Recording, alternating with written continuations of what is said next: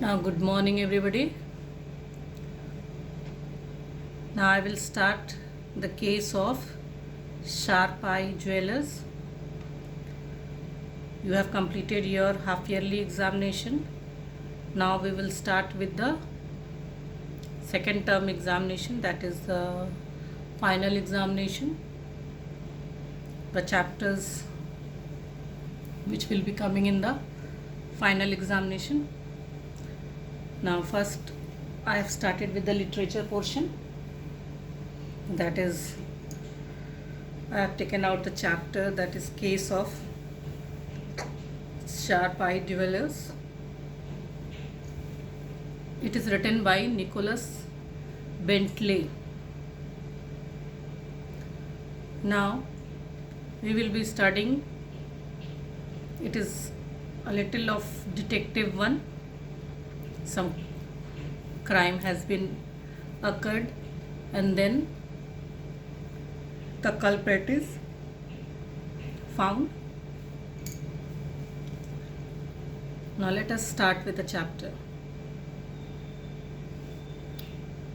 First, let me introduce myself. My name is William Morris.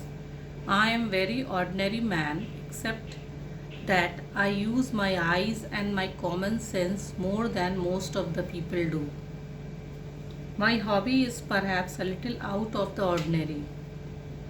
It is the study of crime and criminals. Now, he says that first he wants to introduce himself. He is William Morris, okay? And he says that he is very different from the ordinary man. And what is the difference is that his eyes, he uses his eyes and common sense more than what the common people do, okay? And his hobby is also very much different from ordinary, that he always studies crime and criminals cases. He always studies the books related to such types of crimes, criminals and all those things, okay? So he says that he is little different from all the other people. For the past 30 years, I have made a study of the crime stories of the greatest author, from Edgar Allan Poe to Agatha Christie. Means he has read many of the crime stories from the greatest authors, okay, from Edgar Allan to Agatha Christie. And here I must say that the stories I have most enjoyed are not those where the detective is an ordinary person extraordinarily favored by fortune, but where he is just an ordinary man who uses his eyes and his common sense to the full. Okay, means he has read the stories of such detectives, such crimes, criminals, where the extraordinary person not only favors the fortune, but it is just an ordinary man who, he is not an extraordinary person, but he is just an ordinary man, and but he only uses his eyes. Means he is very much keen, a keen observer, okay? He observes the things very keenly, and then after observing the thing, whatever it is, he uses his common sense to the full. Means he uses his sense how to detect the matter, okay?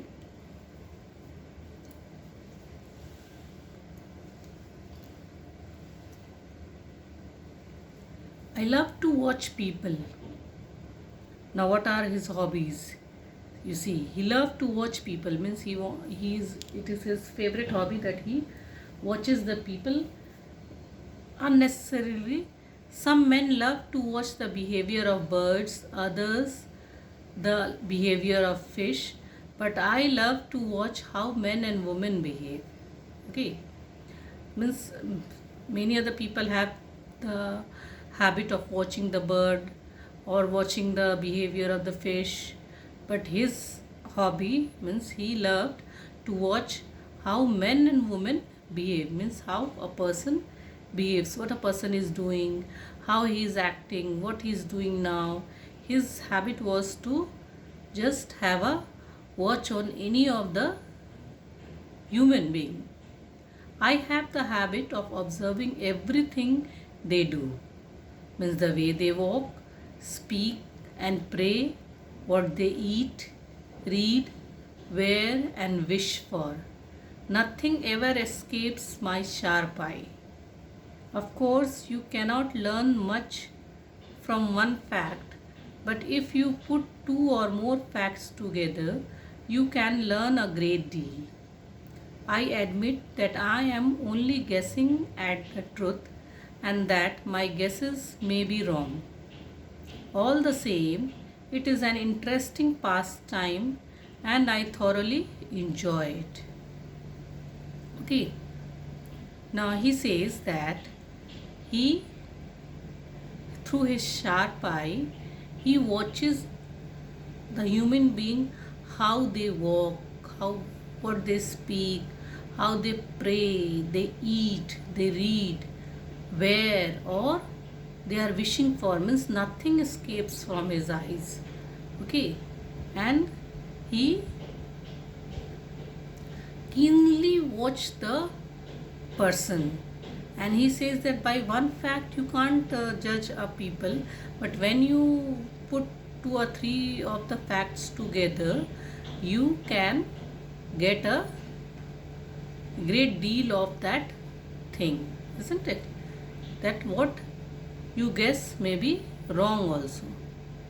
That I am only guessing at the truth and that my guesses may be wrong also. All the same, it is an interesting pastime and I thoroughly enjoy it. Okay, and he enjoys the thing. Okay. I have told you something about my hobbies and habits, and now I shall speak of my work.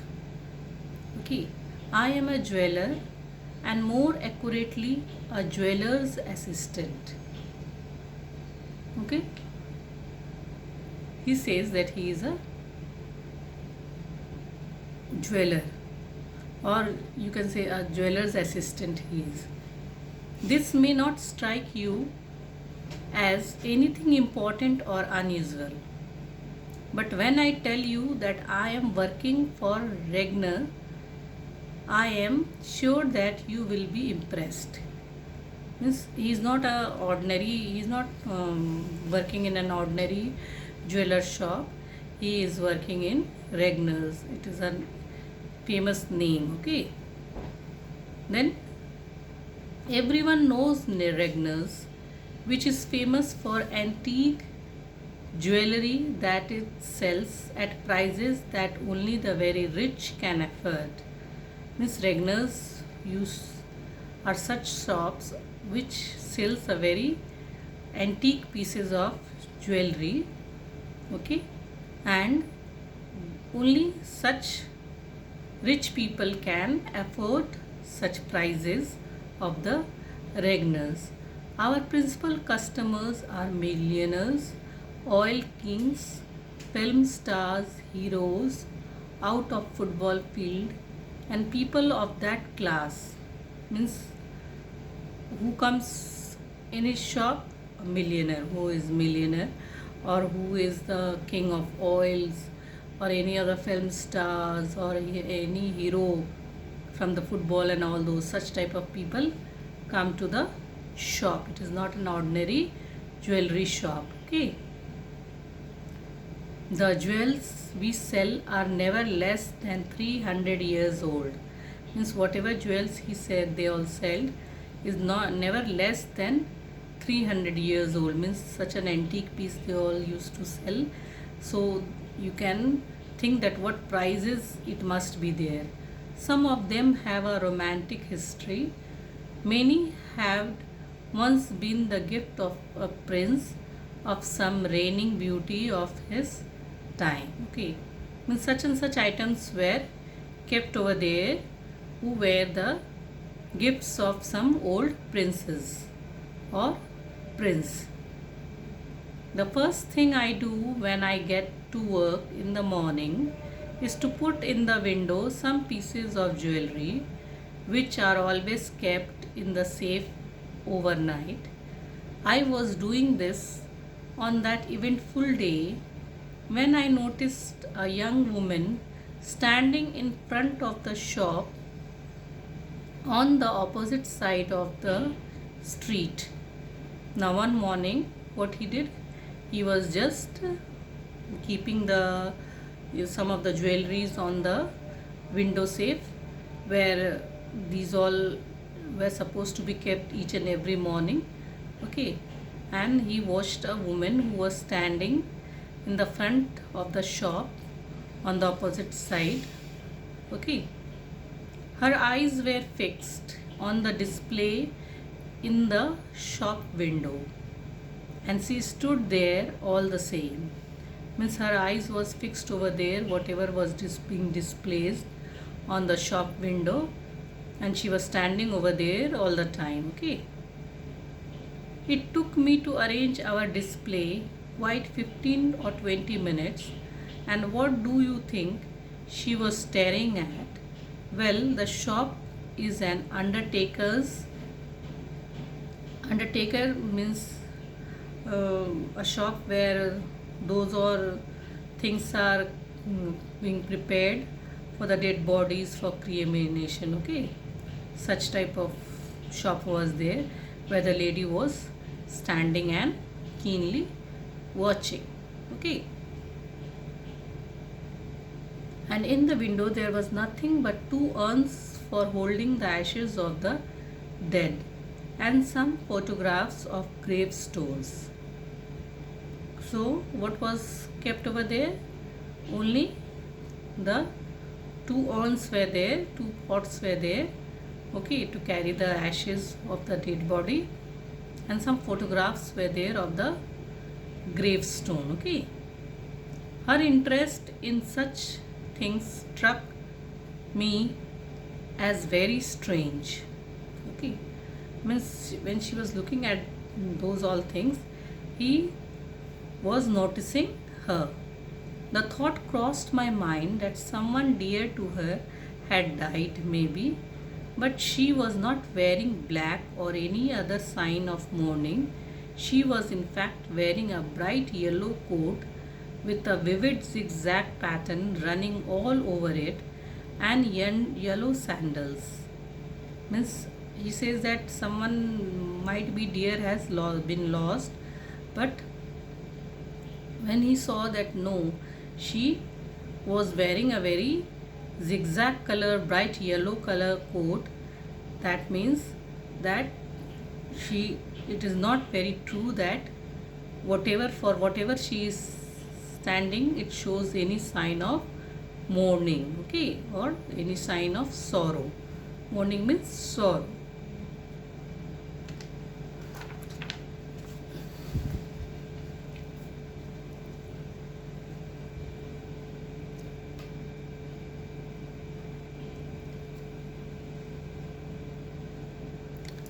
I had finished arranging the jewel in the window and was still keeping one eye on the young woman when a man came into the shop. It was immediately plain to me that he was an American, one of the gum chewing American. Now, when he has finished his arranging, a man came inside. Okay,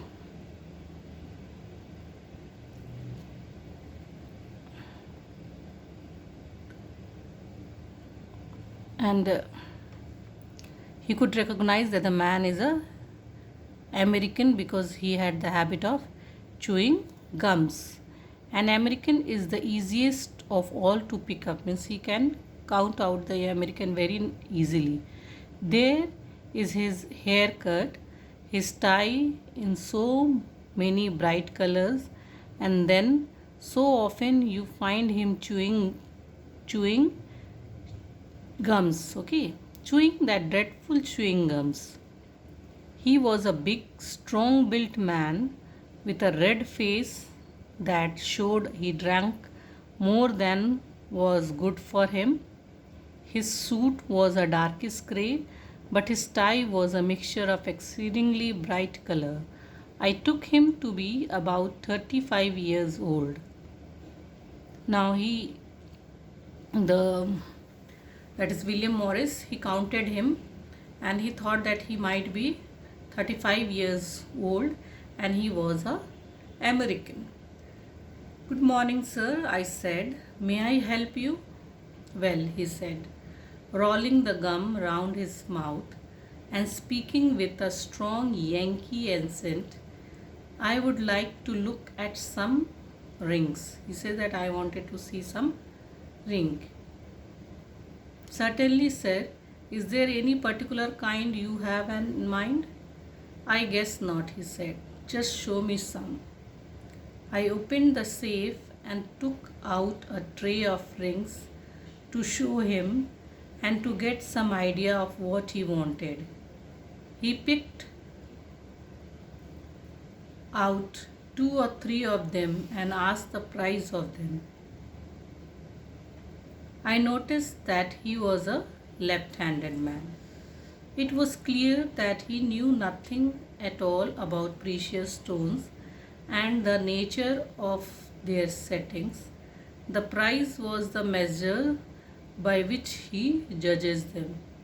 Now he thought that he doesn't know anything about the ring. The only thing he knows is by the price. Whatever price he was, if the price was high, he thought that it might be a costly one. There was one most beautiful ring with diamond and rubies set in the shape of a flower. It was well over 300 years old and had been in the possession of a royal family. Mr. Regners had set a very high price on it because he did not really wish to sell it. Mr. Regner was like that. There was some of his jewel that he loved as much as he loved his children.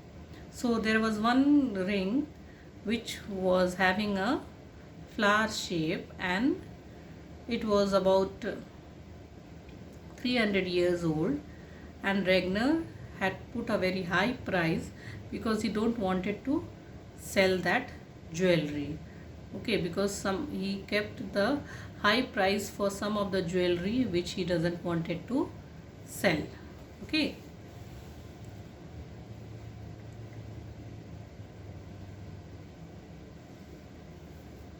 The American preferred this flower ring to all the other, but he complained that the price was too high. He asked to see some other ring and I showed him 3 more trays, but he was still unsatisfied.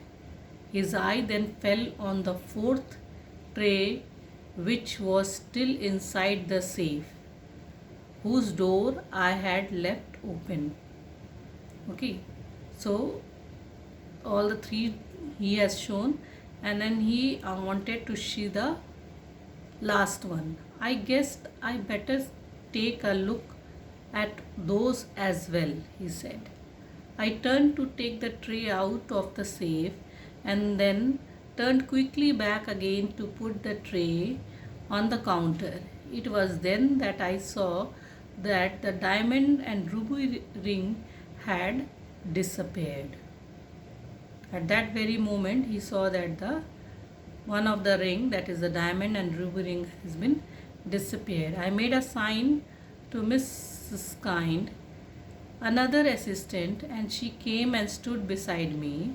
Then I said to the American, I see that you have decided on the flower ring, sir.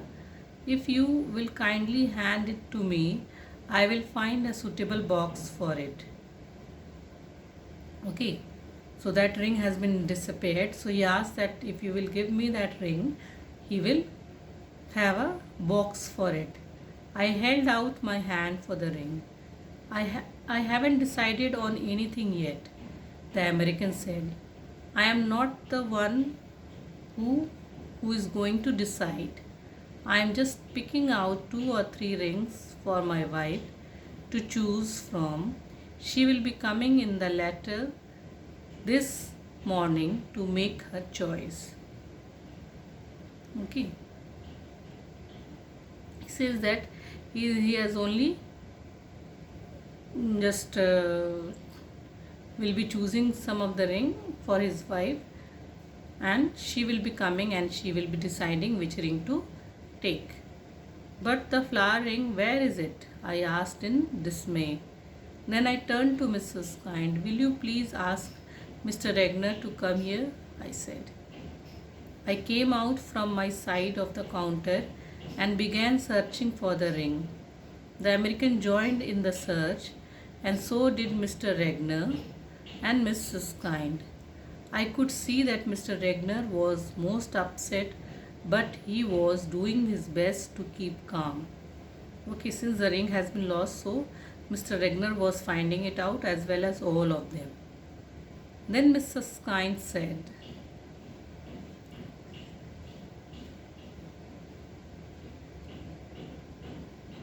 I think that you ought to look in the turn-ups of his trousers.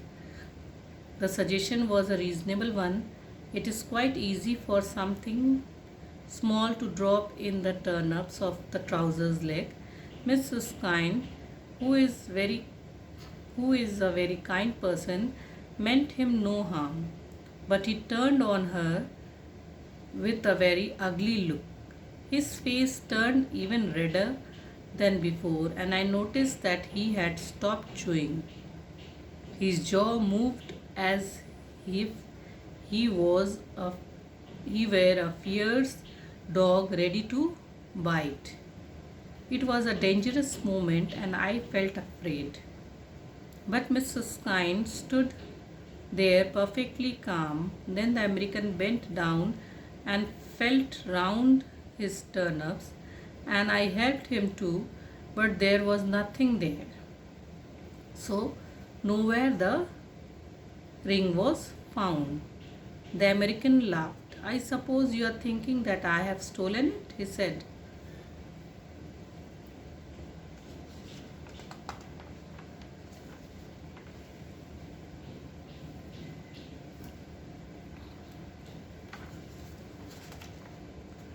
Okay. Next, we will be doing the next page. Okay. Till here, we have completed it. Now the next class I will be doing the next chapter which will be coming forward. Till here what you all supposed to do is you have to do again a thorough reading of the chapter. Whenever I will get time, I will take the class on the team and I will have the reading process. But you are supposed to read it keenly and then see that any of the tough words are there. You will underline it and write the meaning of it. Okay, till the chapter is explained. Okay, then for today this explanation is enough. Next class we will continue with the explanation. Till then, goodbye. Thank you.